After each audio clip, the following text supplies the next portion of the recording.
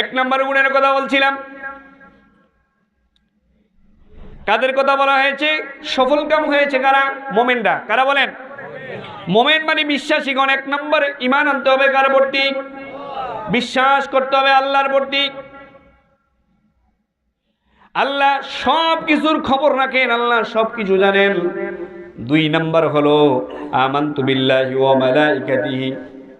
আমাদের দুই কাদের ভিতরে আল্লাহ পাক রব্বুল আলামিন দুইজন ফেরেশতা নিযুক্ত করে দিয়েছেন, ঠিক কিনা বলেন? মা ইয়ালফিযু মিন কাওলিন ইল্লা লাদাইহি রাকীবুন আতীদ। বলি আল্লাহু আকবার। আল্লাহ পাক রব্বুল আলামিন বলেছেন, বান্দা তোমার সমস্ত কার্যকলাপ এবং কথাগুলো রেকর্ড করার জন্য আমি আল্লাহ দুই কাঁধে দুজন ফেরেশতা নিযুক্ত করে দিয়েছি। কিরামান কাতিবিনা ইয়ালামুনা মা তাফআলুন। আমরা যা কিছু বলি করি সব কিছু তারা রেকর্ড করছে, বলেন সুবহানাল্লাহ। তাইলে এই ভয় আর এই বিশ্বাস যদি আমার ভিতরে সৃষ্টি হয়ে যায়, তাহলে কখনো কেউ চুরি করবে, ডাকাতি করবে, বদমাশি করবে, রাহাজানি করবে, অন্যায় করবে, অন্যায়ভাবে কাকে জুলুমের শিকার করবে কেউ করবে না। তাহলে মুমিন হতে হলে প্রথম বিশ্বাস করতে হবে কাকে? আল্লাহকে। এরপরে বিশ্বাস করতে হবে কাকে? ফেরেশতাদেরকে। আল্লাহকে বিশ্বাস করতে হলে আমার ভিতরে এই ধারণা পোষণ করতে হবে, আল্লাহু লা ইলাহা ইল্লা হুয়াল হাইয়ুল, এটা পারেন না সবাই?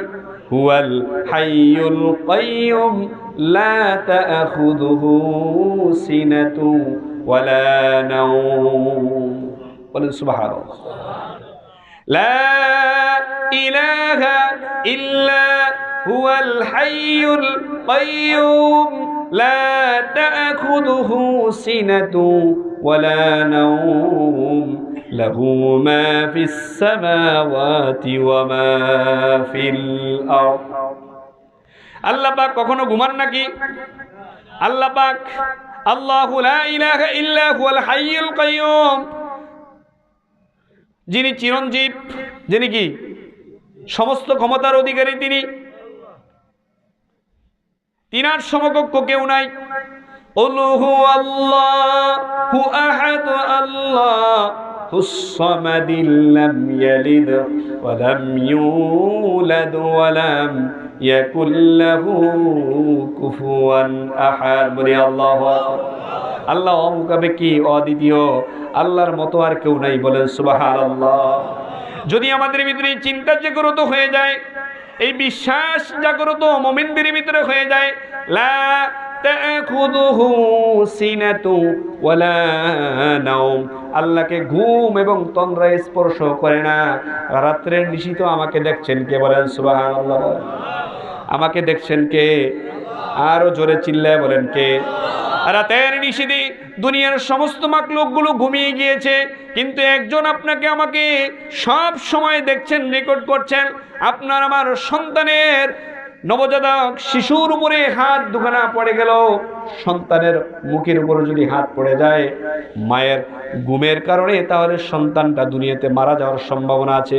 আল্লাহ পাক রব্বুল আলামিন যদি বলে ঘুমায় যান, তাহলে সন্তানকে রক্ষা করবেন কে? বলেন। এই জন্য আল্লাহ পাক রব্বুল আলামিন বলেন, আমি ঘুমায়ও না এবং আমাকে তন্দ্র স্পর্শ করে না। মুসা আলাইহিস সালাতু ওয়াস সালাম আল্লাহকে বললেন, আল্লাহ আপনাকে ঘুম স্পর্শ করে না, তন্দ্র স্পর্শ করে না, এটা আমার বুঝে আসে না। এটা কি আসে না? নবীদের মধ্যে সবচাইতে আল্লাহর সাথে কথা বলেছেন কে বেশি? এই জন্য তার উপাধি হলো কি? কালিমুল্লাহ। কালিমুল্লাহ। এই মুসা কালিমুল্লাহ আল্লাহকে বলছে, আল্লাহ আমি বিশ্বাস করি, ঈমান আনি, আপনাকে সর্বদা বিশ্বাস করি, কিন্তু আমার এটা বিশ্বাস হয় কিন্তু কেমনে? আল্লাহ বললেন, মুসা একটা গ্লাস ভর্তি পানি নাও, কাচের একটা গ্লাস সংগ্রহ করো, গ্লাসের ভিতরে পানি নাও। আল্লাহ পাক নির্দেশ দিলেন পানি নেওয়ার জন্য। আর এদিক থেকে আল্লাহ পাক রব্বুল আলামিন বললেন যে, হে ঘুম, এই মুসাকে এমন ভাবে চাপায়া ধরবা তার চোখের ভিতরে দুনিয়ার সমস্ত ঘুম তোমরা যায়া উপস্থিত হয়ে যাও। মুসা আলাইহিস সালাতু ওয়াস সালাম পানি নিয়ে দাঁড়িয়ে আছেন। এর মধ্যে সমস্ত ঘুম মুসার চোখের ভিতরে উপস্থিত হয়ে গেল। মুসা আলাইহিস সালাতু ওয়াস সালাম একটু তন্দ্রাচ্ছন্ন হলেন। ওই কাচের গ্লাস মাটিতে পড়ে ভেঙে চুরমার হয়ে গেল। মুসা আলাইহিস সালাতু ওয়াস সালাম সঙ্গে সঙ্গে সিজদায় পড়ে গেলেন। বলেন সুবহানাল্লাহ।